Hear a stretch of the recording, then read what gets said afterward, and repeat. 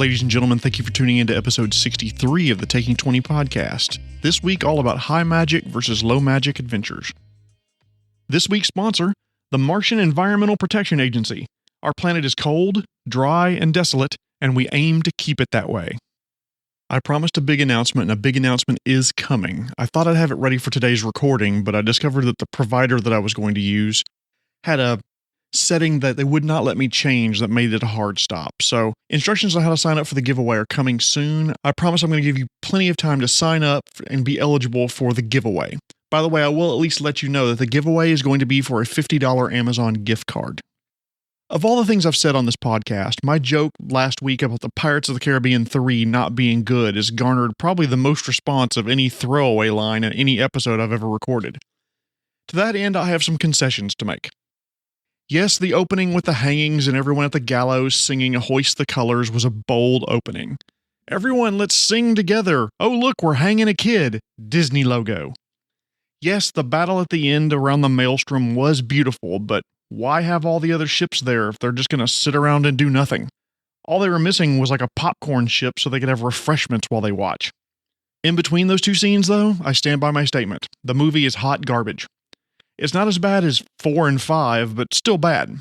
4 and 5 were, well, there aren't words in the tongue of man or dragon to describe how bad those movies are. I mean, I'd say Johnny Depp should be ashamed of himself, but I'm reminded of one of my favorite quotes by the inimitable actor Michael Caine.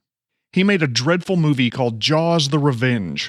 It was the 4th Jaws movie, and that's all you need to know about it.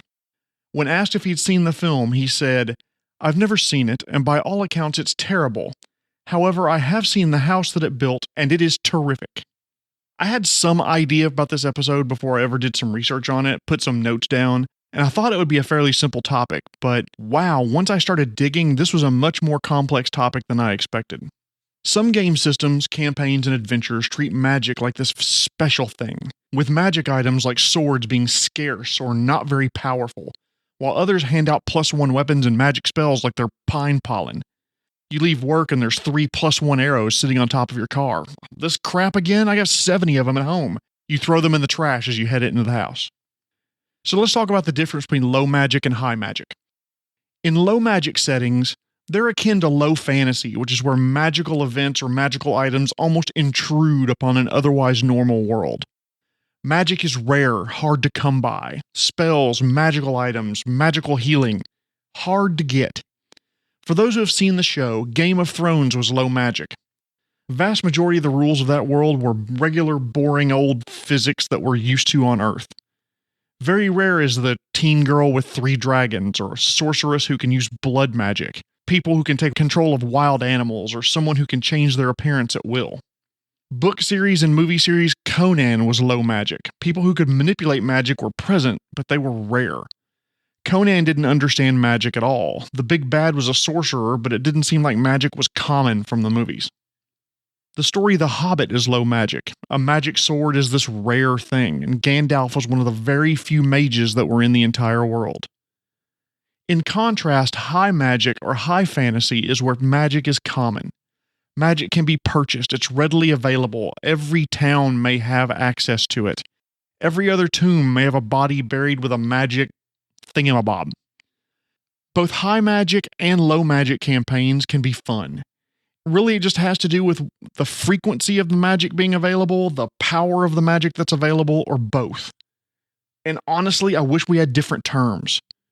When we talk about high versus low magic, are we talking about how rare the magic is, the efficacy or strength of the magic, or both?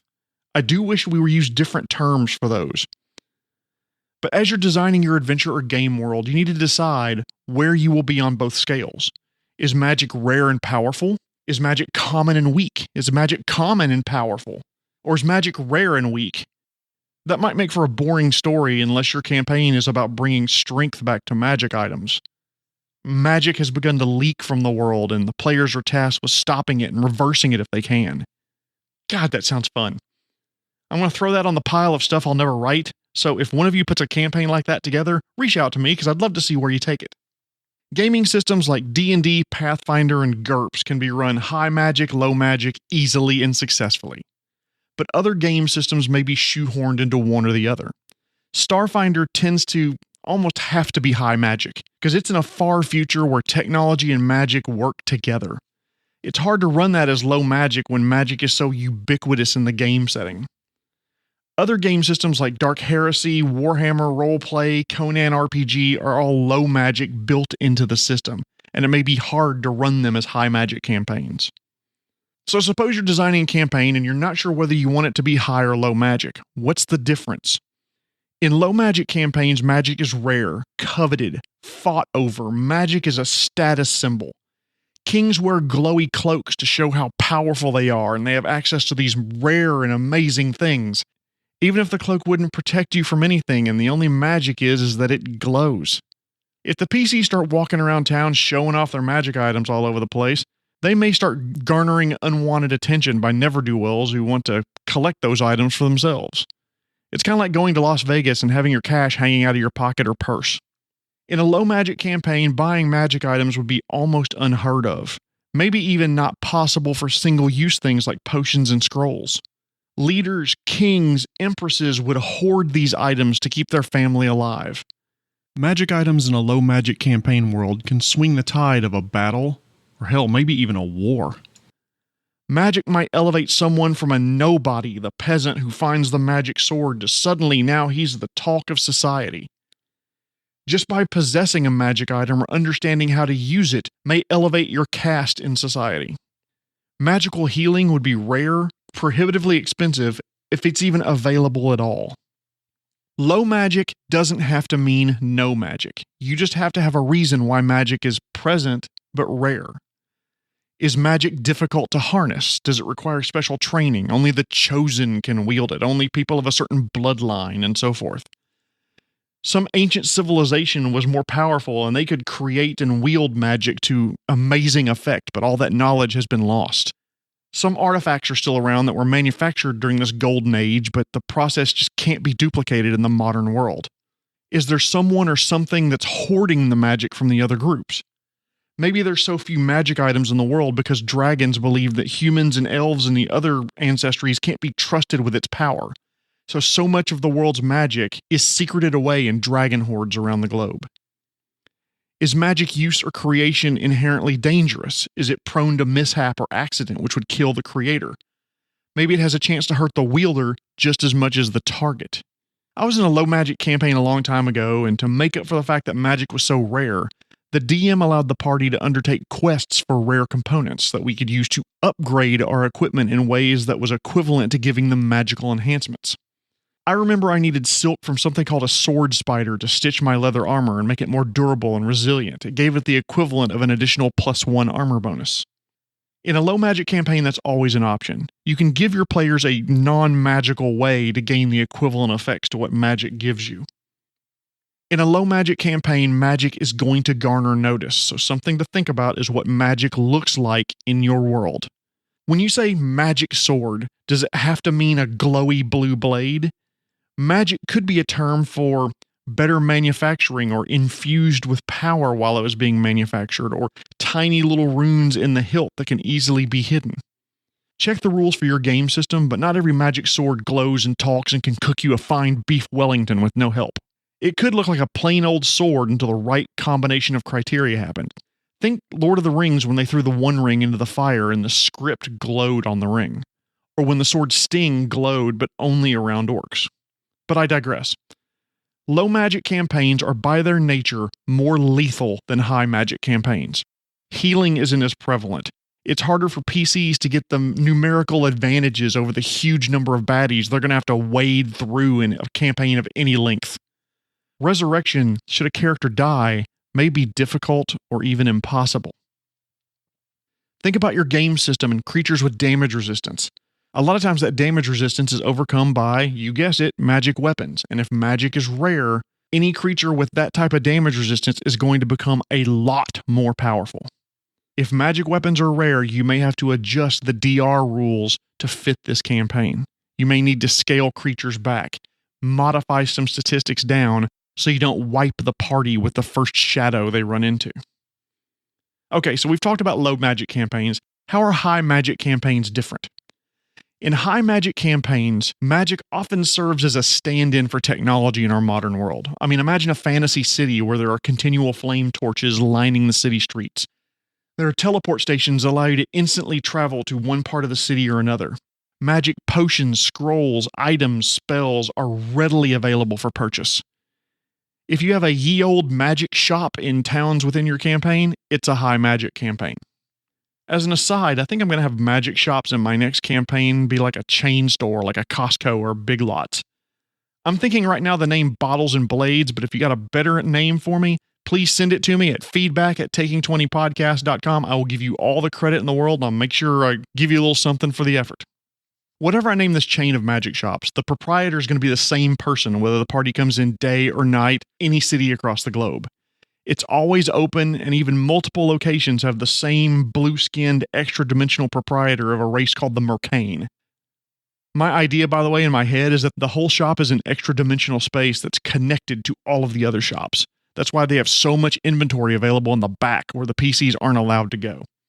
Anyway, high magic campaigns, magic is relatively common. It's everyday, ho-hum, yawn.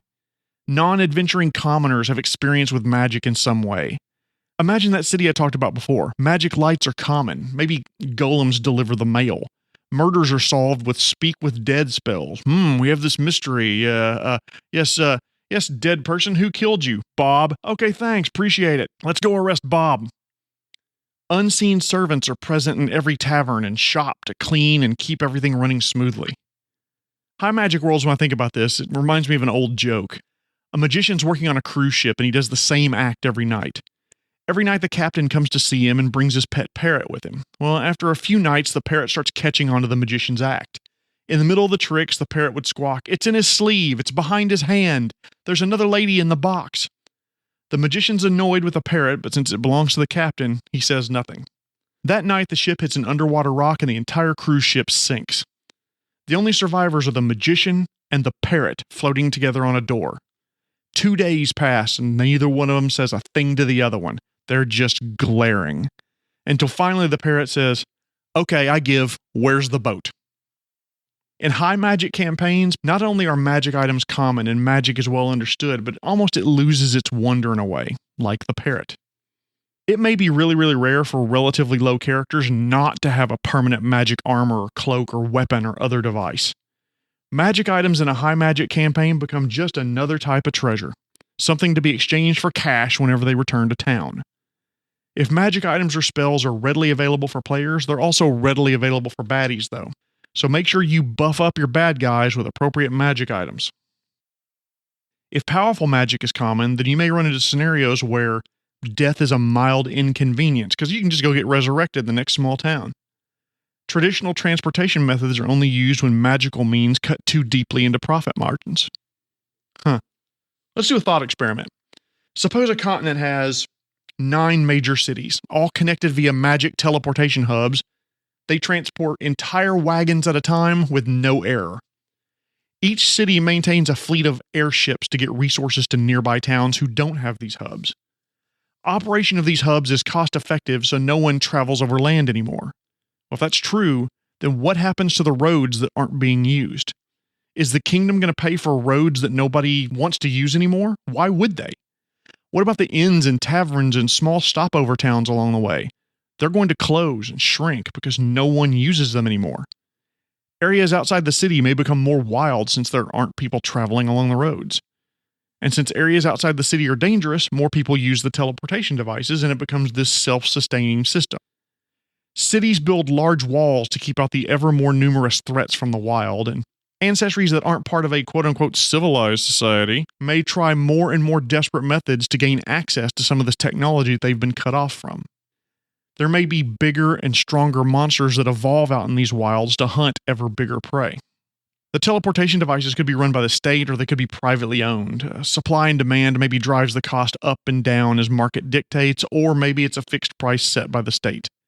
Same thing could be true for the airships to take resources out to these smaller towns. At any rate, just something to think about if you're in a high magic world and magic is common and almost boring and rote. Start thinking about how that magic would be applied to affect everybody's day-to-day lives. Regardless of whether you want to set your campaign in a high magic fantasy world or a low magic grim and gritty one, set your player expectations early. In Session 0, make sure you let them know how rare or common magic is. Ladies and gentlemen, magic is rare in this area of the world, so magic items aren't easy to come by. That way they won't just discard a +1 sword because, it's just a +1 sword. I'll get another one down the road, I'm sure.